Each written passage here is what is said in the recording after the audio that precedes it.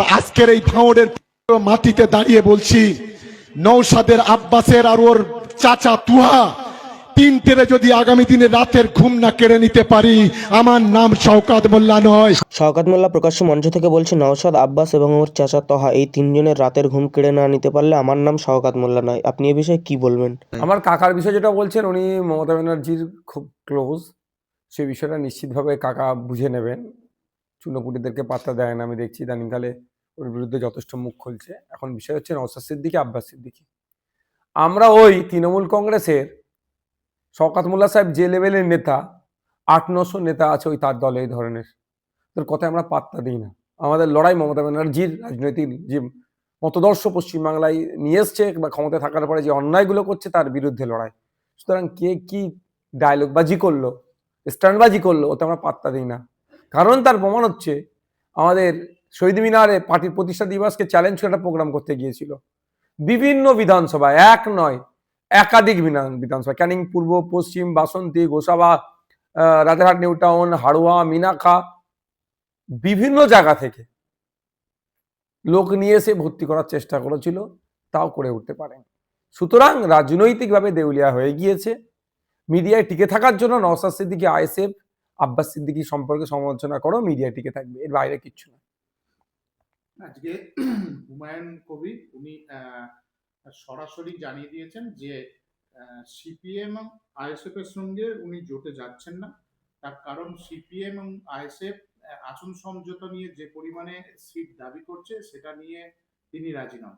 তাই আগামী দিনে মিম সহ একাধিক দলকে নিয়ে আগামী 25 তারিখে জোটের জন্য তার নিজস্ব এজেন্ডা বা নিজস্ব প্রার্থী ঘোষণা করতে পারেন, এরকম একটা দিয়েছেন এবং পরিষ্কার করে দিয়েছেন আইএসএফ বা সিপিএম এর সঙ্গে তিনি জোটে যাচ্ছেন না বা যাবেন না।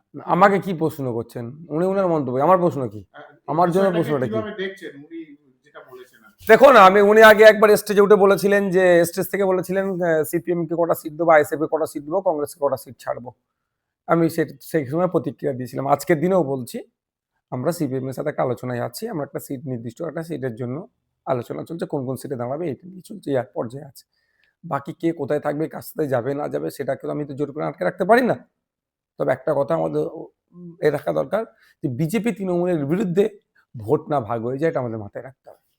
কারণ এর আগে উনি জোটের ব্যাপারে আগ্রহ প্রকাশ করেছিলেন এবং উনি জানিয়েছিলেন সিপিএম এর পাশাপাশি আইএসএফ এর সাথেও যাতে জোট হয় তার জন্য আলোচনা করতে প্রস্তুত, এবং তিনি আপনার সঙ্গে আলোচনা করেছিলেন, এরকমও বক্তব্য শুনতে শোনা গেছিল। উনি ফুট করাতে এসেছিলেন, তারপর অনেকটাই উনি পজিটিভ সিগন্যাল দিয়েছিলেন জোট নিয়ে, কিন্তু তারপরে হঠাৎ উনি বলছেন যে কারোর সঙ্গে জোট হবে না, আসন সমঝোতা নিয়ে যা শর্ত দিচ্ছে মেনে নেওয়া যাবে না। মানে কতটা আমরা আমাদের পক্ষ থেকে হুমায়ুন কবির সাহেবকে কোনো সিটে নিয়ে কথা হয়নি, বলিনি যে এই এতগুলো সিট লাগবে কি এত লাগবে না। আমরা বামেদের সাথে আলোচনা হয়েছে। উনি তো সরাসরি আপনাদের নাম করেও বলছেন, আইএসএফ এবং সিপিএম। যদি উনি ওনার বলছেন বলতে পারেন, কিন্তু আমরা বলছি যে আমরা কংগ্রেসকে বা হুমায়ুন কবির সাহেবকে বা অন্য কাউকে, বাম ছাড়া, যে আমরা মুর্শিদাবাদ, মালদা, দিনাজপুর, পশ্চিমবাংলায় এত কটা সিটে লড়াই করবো, এই ধরনের প্রস্তাব বা এই ধরনের আলোচনা সিট ভিত্তিক কারোর সাথে কোনোদিন আমরা করিনি। তার মানে সিট নিয়ে শুধুমাত্র সিপিএম এর সঙ্গে হ্যাঁ, আমাদের আলোচনা হচ্ছে, শুধু সিপিএম এর সাথে আমাদের নয়, আমাদের সহযোগী বেশ কয়েকটা শক্তি আছে যারা বিজেপি তৃণমূলের বিরুদ্ধে লড়াই করে, তাদের নিয়েও আমাদের সাথে আমরা আলোচনা করেছি। আচ্ছা, আরেকটা প্রশ্ন ছিল, সেটা হচ্ছে যে নির্বাচন কমিশন 7 জনকে